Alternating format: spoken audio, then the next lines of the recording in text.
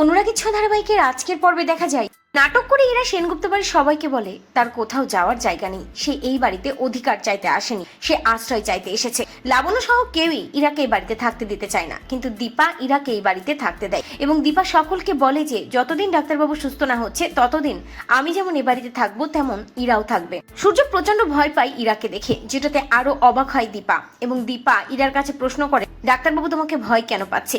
একই সাথে ইরাকে এটাও প্রশ্ন করে যে কখনো স্যার আবার কখনো সূর্য, এভাবে কেন তুমি ডাকছো ডাক্তারবাবুকে। ইরা নাটক করে বলে বিয়ের পর সূর্যই তাকে বলেছিল সূর্য বলে ডাকতে, সে স্যার বলে ডাকে ঠিকই, কিন্তু সূর্যর কথাতেই সে সূর্য বলে ডাকছে। এরপরে দেখা যায় যে সূর্য নিজের ঘরে থাকে, দীপা সূর্যকে খাইয়ে দিতে যায়, আর ঠিক তখনই অধিকার দেখে ইরা যায় সূর্যকে খাওয়াতে এবং ইরা দীপাকে বলে তুমি আমার হাজবেন্ডের এক্স ওয়াইফ, আমি চাই আমি নিজে হাতে তাকে খাইয়ে দিতে। তবে ইরা যখন সূর্যকে খাইয়ে দিতে যায় সূর্য তখন খাবারটা ছুঁড়ে ফেলে দেয় এবং সূর্য ইরার ধারে কাছেও ঘেঁষে না। সূর্য দীপার হাতে খায় এবং দীপার কোলের উপরেই শুয়ে থাকে। এরপরে দেখা যায় সেনগুপ্ত বাড়ির সকলকে ইরা জানায় সে চায় সূর্যকে নিয়ে তার কাজের জায়গায় যেতে, হয়তোবা তার একটু একটু করে স্মৃতি ফিরে আসবে। এরপরে সূর্যকে নিয়ে সবাই সূর্যর চেম্বারে যায়, সেখানে সূর্যর অনেক কিছু মনে পড়তে থাকে। একই সাথে ইরা সুযোগ বুঝে সূর্যর চেম্বারের মধ্যে ঢুকে ওই পেন ড্রাইভটা খুঁজতে থাকে।